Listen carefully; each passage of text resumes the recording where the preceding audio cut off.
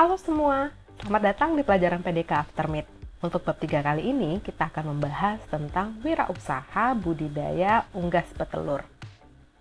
Nah, berbicara tentang budidaya, kita tentu juga akan berbicara tentang ketahanan pangan.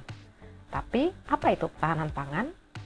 Ketahanan pangan adalah suatu kondisi di mana setiap individu dan rumah tangga memiliki akses secara fisik dan ekonomi terhadap pangan dalam jumlah yang cukup, aman, serta bergizi untuk memenuhi kebutuhan sesuai dengan seleranya untuk mendukung kehidupan yang aktif dan sehat.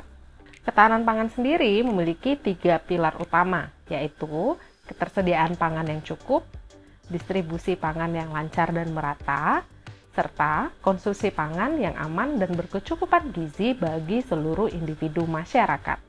Di antara ketiga pilar ketahanan pangan tersebut, usaha untuk meningkatkan produksi pangan mendapat perhatian lebih banyak. Setelah dapat meningkatkan produksi pangan, maka tahap berikutnya adalah mendistribusikan pangan yang dihasilkan. Lalu sebenarnya apa sih definisi pangan?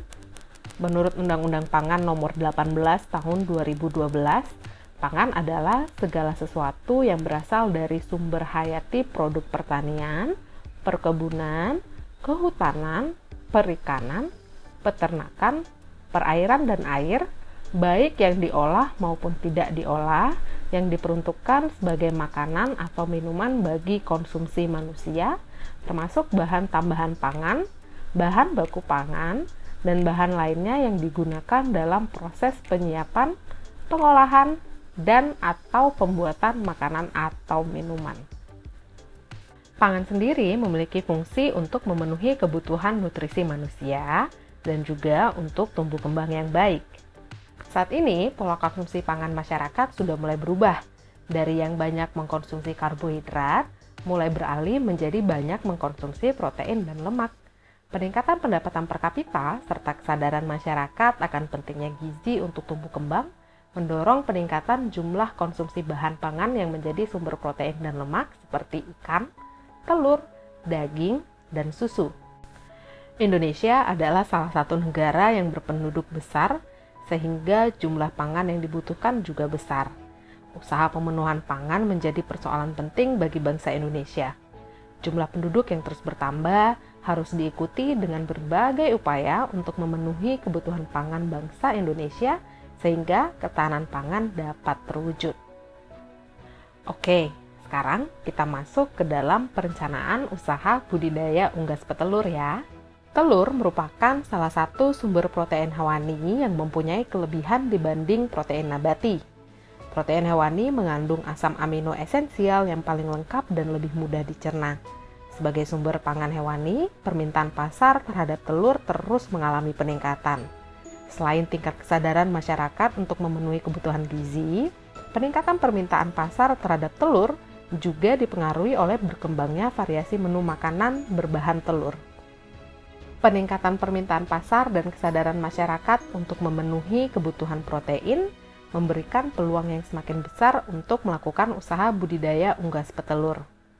Budidaya unggas petelur menjadi salah satu peluang yang dapat dimanfaatkan sebagai usaha sampingan atau sebagai usaha utama untuk memperoleh penghasilan. Sumber daya yang diperlukan dalam wirausaha budidaya unggas petelur antara lain adalah prasarana, sarana, dan juga sumber daya manusianya. Sekarang kita bahas satu-satu ya. Yang pertama, prasarana. Prasarananya sendiri dapat dibedakan menjadi dua, yaitu lahan dan lokasinya, serta air dan sumber energi. Untuk pemilihan lahan dan lokasi, perlu diperhatikan ketinggian dan topografi atau kemiringan lahannya. Selain itu, lokasi juga harus bebas dari bakteri patogen yang membahayakan ayam petelur, mudah dijangkau oleh alat-alat transportasi, dan tentunya tidak berada di tengah perkampungan atau pemukiman penduduk. Kemudian, ketersediaan air bersih yang sesuai dengan baku mutu serta sumber energi harus tercukupi sesuai kebutuhan dan peruntukannya. Kemudian ada sarana. Sarana meliputi kandang, peralatan kandang, bibit, pemanas kandang, pakan, obat-obatan, vitamin dan hormon, serta peralatan panen. Kandang merupakan salah satu kebutuhan utama di dalam usaha budidaya ternak unggas. Kandang sendiri memiliki fungsi untuk menjaga agar unggas-unggas peliharaan tidak berkeliaran, memudahkan pemeliharaan serta pemberian pakan dan obat-obatan, serta memudahkan pemanenan dan pengumpulan hasil peternakan. Berdasarkan bentuknya, kandang dapat dibagi dua. Yang pertama, kandang koloni, di mana kandang koloni sendiri ada dua macam, yaitu kandang ranch dan juga kandang postal. Kedua kandang ini secara umum sama karena terdiri atas dua bagian, yaitu bagian kandang beratap dan bagian terbuka atau umbaran. Kandang ranch biasanya dilengkapi dengan kolam untuk unggas berenang seperti bebek, sedangkan kandang postal tidak ada. Lalu yang kedua ada kandang battery. Kandang tipe ini digunakan untuk ternak yang sudah bertelur. Kandang terdiri atas bagian kamar-kamar kecil dan setiap ayam diletakkan dalam satu kotak atau satu kamar kecil. Kandang battery sendiri dapat dibuat dari kawat, kayu, atau bambu yang didesain sedemikian rupa sehingga telur dapat menggelinding keluar dari dalam kandang battery. Keuntungan kandang battery sendiri adalah memudahkan pengambilan dan pengumpulan telur, menghindarkan kerusakan telur oleh unggas, memperoleh telur yang bersih dari kotoran unggas, serta menghindari kanibalisme antar unggas. Kemudian ada peralatan kandang yang meliputi tempat makan, tempat minum, alat pencuci hama, alat penerangan, serta alat pembersih kandang. Bibit unggas petelur biasanya dapat diperoleh dari penyedia bibit. Misalnya, untuk bibit ayam yang digunakan adalah day old chicken atau DOC. Ada beberapa persyaratan bibit DOC yang baik. Yang pertama yaitu anak ayam atau DOC berasal dari indukan yang sehat. Lalu bulunya juga tampak halus dan penuh, tidak terdapat kecacatan pada tubuhnya, anak ayam mempunyai nafsu makan yang baik, dengan ukuran badan yang normal yaitu mempunyai berat badan antara 35 sampai 40 gram, dan yang terakhir adalah tidak ada letakan tinja di duburnya. Sarana yang keempat adalah pemanas kandang. Unggas termasuk ke dalam hewan berdarah dingin, jadi suhu tubuhnya sangat tergantung pada suhu lingkungannya. Nah, di masa awal pertumbuhan, keberadaan pemanas di dalam kandang sangat diperlukan untuk mempertahankan suhu tubuh unggas. Yang berikutnya adalah pakan. Pakan sendiri ada dua macam, yaitu pakan yang diracik sendiri dan juga pakan yang berasal dari pabrik yang telah terdaftar dan berlabel. Pemberian pakan harus disesuaikan dengan kebutuhan, yaitu jumlah dan kebutuhan nutrisi sesuai umur atau periode pertumbuhan unggasnya. Kemudian ada obat-obatan, vitamin, dan juga hormon pertumbuhan. Obat-obatan diberikan jika diperlukan ya, yaitu untuk unggas yang sakit. Obat-obatan ini juga harus diberikan sesuai dengan penyakit yang diderita oleh unggasnya. Lalu ada vitamin. Vitamin ini fungsinya untuk membantu pertumbuhan dan juga menjaga kesehatan unggas. Sedangkan hormon pertumbuhan memiliki fungsi untuk mempercepat pertumbuhan unggasnya. Obat, vitamin, dan hormon pertumbuhan yang digunakan harus yang sudah terdaftar ya, jadi terjamin keamanan dan juga kualitasnya. Dan sarana yang terakhir adalah peralatan panen. Jadi peralatan panen ini diperlukan untuk mempermudah dan juga mempercepat proses panen. Selain itu, peralatan panen dapat digunakan untuk mencegah telur yang dihasilkan agar tidak pecah dan rusak. Sumber daya terakhir yang diperlukan yaitu sumber daya manusia.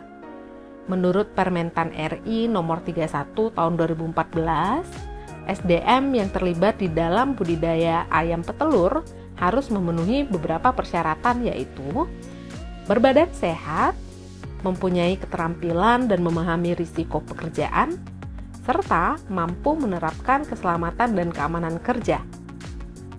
Lalu sebenarnya apa saja sih kegiatan di dalam suatu usaha budidaya unggas petelur? Nah, berikut penjelasannya. Yang pertama adalah penyediaan kandang. Tadi di awal kita sudah bahas tentang macam-macam kandang berdasarkan bentuknya. Nah, untuk penyediaannya, Yang perlu diperhatikan adalah jumlah dan juga tahap perkembangan dari unggas yang ingin dipelihara. Untuk tahap perkembangan sendiri itu ada 3, yaitu tahapan starter pada saat usia 0 hingga 4 minggu, lalu grower itu usia 4 hingga 24 minggu, dan terakhir adalah tahap perkembangan layer atau tahap di mana unggas mampu menghasilkan telur. Kegiatan yang kedua yaitu penyediaan bibit. Nah, pengusaha budidaya unggas petelur ada yang memulai budidaya dari unggas fase starter atau DOC, dan ada juga yang memulai dari fase grower. Yang pasti di dalam penyediaan bibit yang perlu diperhatikan juga adalah kondisi bibit unggas yang akan dibeli. Setelah penyediaan kandang dan bibit, yang tidak kalah penting yaitu penyediaan pakannya. Pakan untuk unggas siap pakai sudah tersedia di toko-toko pakan. Nah, selain itu ada juga pakan alternatif yang terbuat dari dedak, jagung, bungkil, dan juga tepung tulang. Kemudian ada juga kegiatan pemeliharaan. Nah, kegiatan pemeliharaan ini meliputi kegiatan pemberian pakan, pemeliharaan kesehatan, dan juga perawatan kandang. Kita bahas mulai dari pemberian pakan ya. Yang pertama yaitu pemberian pakan. Nah, untuk pemberian pakan ini harus disesuaikan ya dengan fase perkembangan atau pertumbuhan unggasnya. Sekarang coba diperhatikan tabel 1 dan tabel 2 halaman 105 buku Kemendikbud ya. Di situ ada tabel tentang waktu pemberian makan dan juga komposisi nutrisi pakan yang dapat digunakan pada ayam petelur. Lalu kegiatan pemeliharaan kesehatan. Nah, berikut ini adalah contoh vitamin dan suplemen yang dapat diberikan kepada unggas petelur. Nah, yang berikut ini adalah contoh obat-obatan yang dapat digunakan untuk pencegahan dan juga penyakit unggas. Kemudian perawatan kandang. Berdasarkan sistem pemeliharaannya, ada 3 jenis pemanfaatan kandang. Yang pertama yaitu brood grow lay system atau pemeliharaan tanpa penggantian kandang. Jadi, pemeliharaan ternak mulai dari fase starter sampai fase layer yang berada dalam kandang yang sama. Sistem ini biasanya dapat mengurangi stres unggas karena unggas tidak mengalami masa pemindahan tempat. Lalu yang kedua ada brood grow system atau pemanfaatan kandang dengan penggantian menjelang periode bertelur. Jadi unggas fase starter sampai grower berada dalam kandang yang sama, kemudian pada saat masuk fase layer, unggas dipindahkan ke kandang yang lain. Dan yang terakhir adalah grow lay system. Jadi sistem ini merupakan pemeliharaan unggas dengan penggantian kandang menjelang fase grower. Fungsi kandang juga harus dioptimalkan dengan menjaga kebersihan kandang serta keamanan kandang. Penggunaan desinfektan dapat dilakukan secara periodik selama masa pertumbuhan.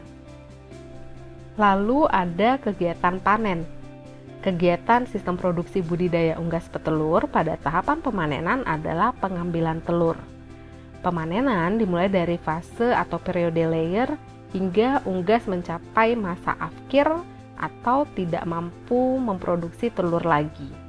Produksi telur dapat dipengaruhi oleh beberapa faktor, yaitu faktor internal atau faktor genetis yang dapat dihindari dengan memilih bibit yang unggul, dan juga faktor eksternal yang meliputi makanannya, rontok bulu, temperatur kandang atau lingkungan, kesehatan dan ukuran kandangnya, atau gangguan suara yang dapat mengejutkan unggas.